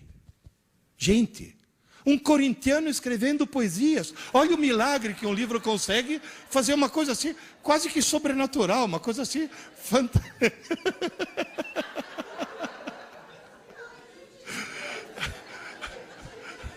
Moral da história, só para encerrar. Como é que nós vamos resolver os 3 problemas? Problema número 1, conversar na aula. O que tem que ter? Disciplina não é repressão, é organização. E a disciplina tem que envolver a escola, os professores, a mantenedora, o diretor, os professores, os alunos e as famílias. Isso que é fundamental. Porque tem mãe que é terrível. Quer ver uma coisa? Aula dada, aula estudada, hoje. Uma escola que faz isso religiosamente, todos os alunos, pode fazer prova surpresa? Alguém se lembra aqui da cena do professor entrando na tua sala de aula e falando, arranca uma folha do caderno, guarda o material embaixo da carteira e vamos fazer uma provinha? Lembram disso? Tenta fazer isso hoje. No dia seguinte tem mãe de tijolo na mão. Coitado do meu filhinho, foi pego de surpresa, agora ele ficou traumatizado, agora ele vai ter que fazer terapia, senão ele fica hiperativo, com TDAH e disléxico. Eu sempre falo que mãe na escola parece anão em campo de nudismo. Mete o nariz onde não deve. Ou seja, enquanto vocês não convencerem as famílias, não vai adiantar absolutamente nada. Segundo problema, estudar para a prova. Vocês sabiam que, por lei, a escola é obrigada a publicar um calendário de prova? Ou seja, é a lei mais burra que eu já vi na minha vida. É burra essa lei. Estudar para a prova, o que você tem que convencer o aluno a estudar pouco, mas todo dia. Terceiro problema, não ler livros. Lembre-se, por favor, de uma coisa. Você pode levar um cavalo até a água, você não pode obrigá-lo a beber. E se você enfiar a cara do cavalo no balde, não só ele não bebe, que nunca mais ele chega perto do balde. Portanto, pelo amor de Deus, professores, nunca obriguem um aluno a ler um livro. Pelo amor de Deus, não façam mais isso. Não escolham por ele. De gustibus et coloribus disputandum est. Cor e gosto não se discute. Cada um tem o direito de gostar do que quiser. Se eu te dou o direito de achar que Machado de Assis é um gênio, você, por favor, me dê o direito de achar que Machado de Assis é chato. Então, qual é o truque? Dê um leque. Escolha. Não está bom? Começa outro. Não está bom? Começa outro. Até você achar teu livro. Muitas escolas já estão fazendo isso, e quando o aluno acha o livro dele, sabe o que ele faz? Quando ele gosta, ele vai na frente e conta para os amigos por que aquele livro é fantástico. Quantos amigos ele convencer a ler o mesmo livro, maior é a nota dele. Ele ganha nota de marketing. Merecidíssima, na minha opinião, porque está transformando os outros em leitores. E, finalmente, esse é um velho ditado chinês que o meu desenhista resolveu transformar numa figura. Alguém lembra? Se você vir um homem com fome, não lhe dê um peixe, ensine-o a pescar. Nosso dever é ensinar nossos alunos a pescar. Aula é dar peixe. Mas o estudo solitário é quando ele está pescando. Está claro isso? Está entendido isso? Aliás, eu gostaria de mostrar para o Lula. Investe um pouco mais em educação, pelo amor de Deus, né? E um pouco menos nessas Bolsa Famílias que vão parar para pessoas que, inclusive, nem precisam disso, né? Muitas precisam, mas muitas não. Bom, daqui a pouco eu vou estar lá autografando o livro. Esses livros na livraria custam R$25. Nas palestras costumam custar 20, mas o editor falou que para o professor tem desconto, então é só 15. E se você comprar nos próximos 10 minutos... Professor, liga já. Professor, só para encerrar. A gente sempre fala para os alunos a palavra errada, que eu acho que é errada. Estuda! Estuda! Se você tentar resumir tudo em uma única palavra, para subir a escada da inteligência, uma única palavra. Leia! Nem que seja para ler Júlia, Bianca, Sabrina. Mas, pelo amor de Deus, leia. Professor, em 2 palavras, para subir a escada da inteligência. Leia já. Mas comece a ler. Gente, agora perguntas para quem quiser fazer alguma pergunta. Eu segurei vocês um pouco mais do que deveria. Alguém tem alguma pergunta? Me faz um favor, faz a pergunta virado para a câmera. Ela vai te dar... É que a câmera tem... Nós estamos sendo... Vocês sabiam que nesse momento nós estamos ao vivo, né? Não sabia. Bom, meu nome é Carlos Borges, eu sou professor de física. Eu fui seu aluno no ângulo. E quando eu comecei a dar aula, eu imitava você. Parabéns, realmente é muito boa aula. Mas eu queria dar uma sugestão com relação ao item número 1, conversar na aula.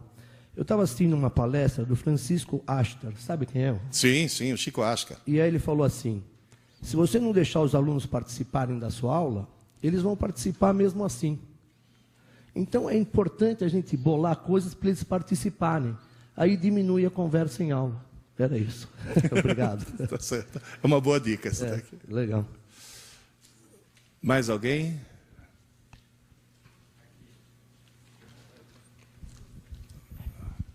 Boa tarde, professor. Prazer assistir a tua palestra, muito boa. Meu nome é Antônio Carlos Grande. Tem que virar para o outro lado, não é? Isso. Então, desculpem. E a pergunta é a seguinte.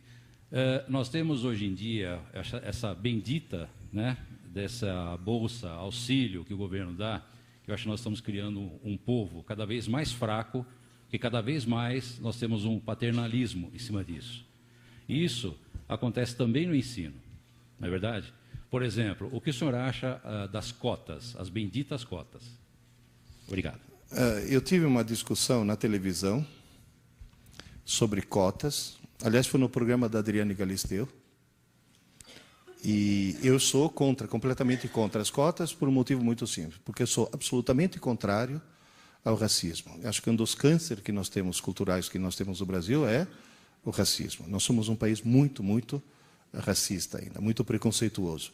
E fazer cotas para negros, ou não interessa para quem, é uma forma de racismo. Porque você está pressupondo que o cara seja um ser inferior, quando na realidade não é. Então, essa história de cotas é um negócio...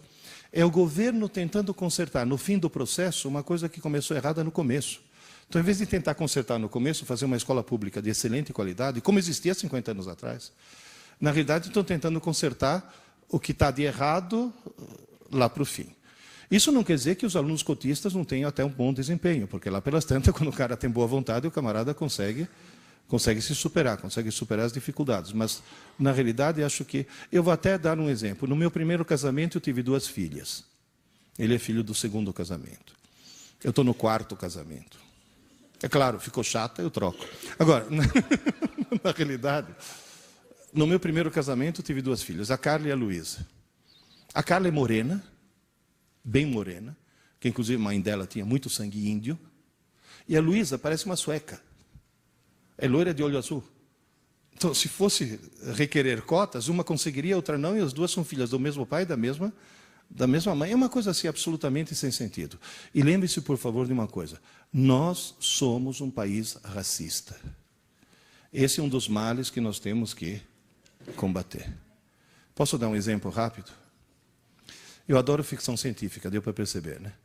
Eu acho que os professores de literatura deviam começar a ler Isaac Asimov, Arthur Clarke, deviam começar a ler os grandes da ficção científica. Eu não admito um professor de literatura que não tenha lido Fahrenheit 451, do Ray Bradbury. É a maior poesia em homenagem ao livro que eu já vi em toda a minha vida. É um livro de ficção científica. Então, a ficção científica é uma coisa assim que abre a cabeça das pessoas. Aí eu fui procurar um autor de ficção científica brasileiro e descobri um autor que escreveu um livro baseado no século XXI.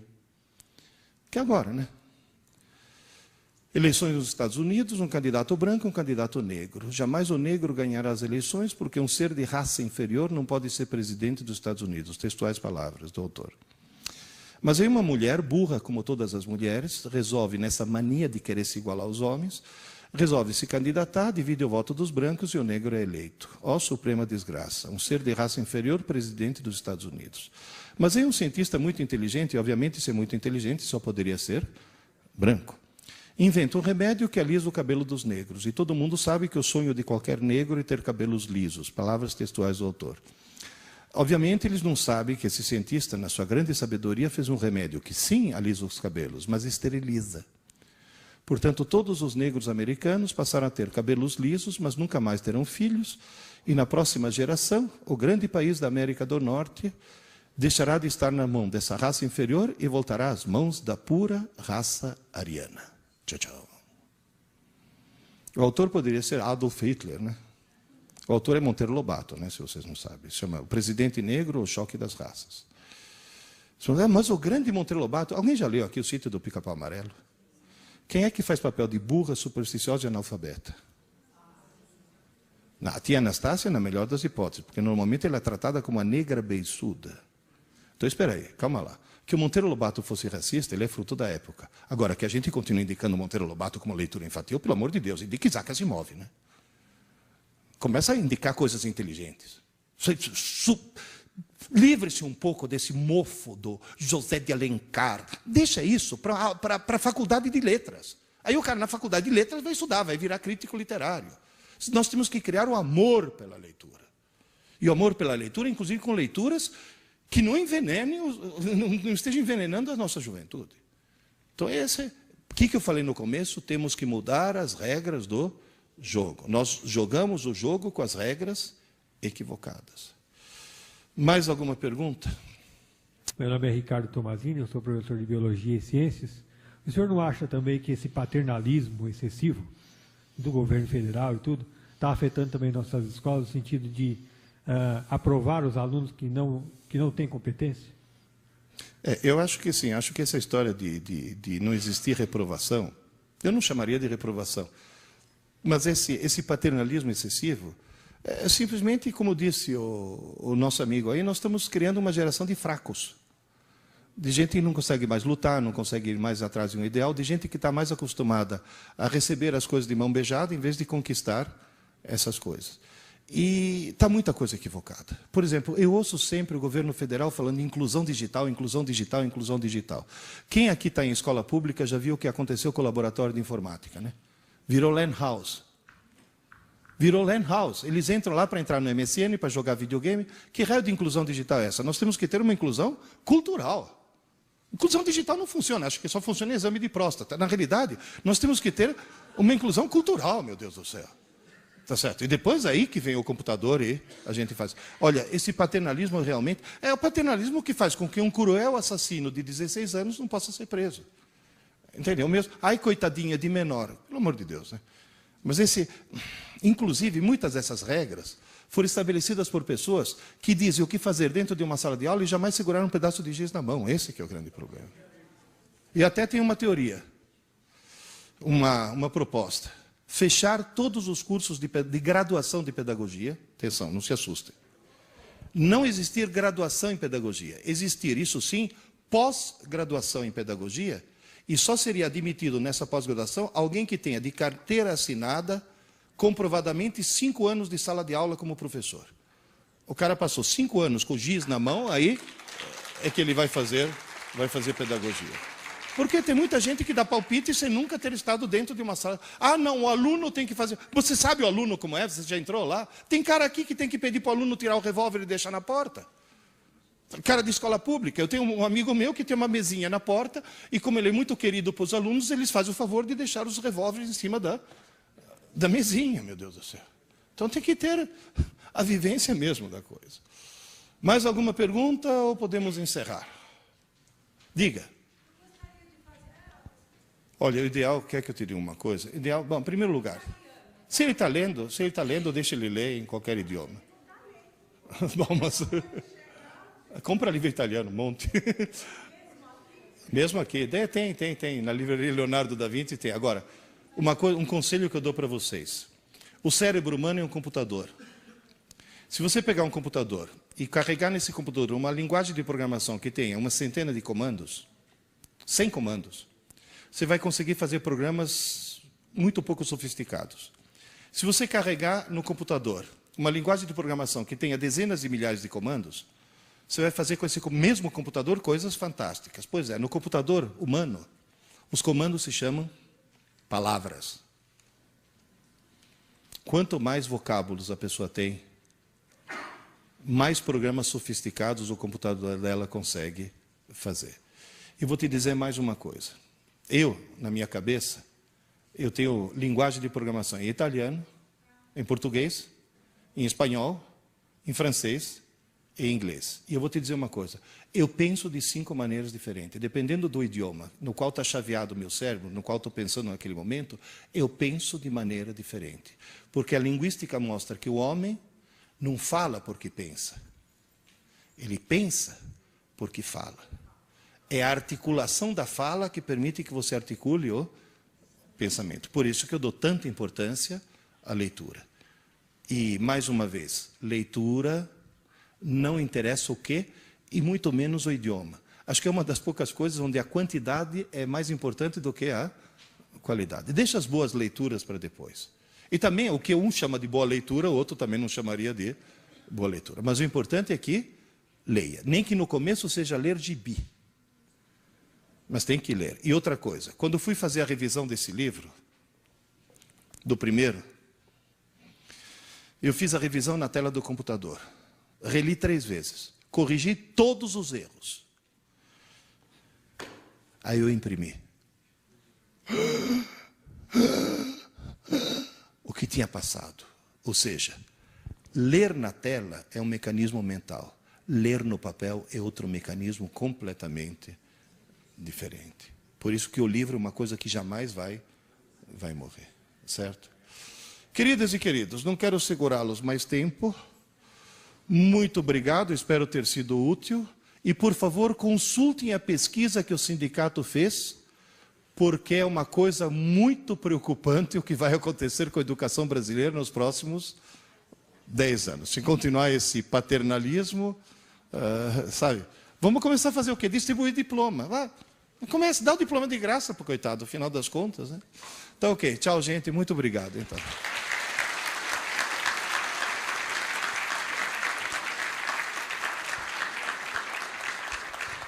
Vou agradecer a presença do Pierre novamente. Ao sair na mão esquerda, pelo que eu estou entendendo aqui, o café, o livro que ele vai lançar está por aí. Essa obra de arte, deixa aqui agora mais fácil. Essa obra de arte que está aqui é da nossa diretora Maria Elizabeth Vespoli, e eu vou confessar a vocês que é uma coisa que eu achei, quando eu recebi o primeiro, né, pela minha função, né, tá certo? Eu achei o presente nosso mesmo de verdade. Só que parece, pelo que eu estou entendendo, confirme aí, é verdade, só no dia 30 a maçãzinha, tá bom? Então... Não, a gente troca de maçã. Então, obrigado e boa tarde e bom dia dos professores. Até logo.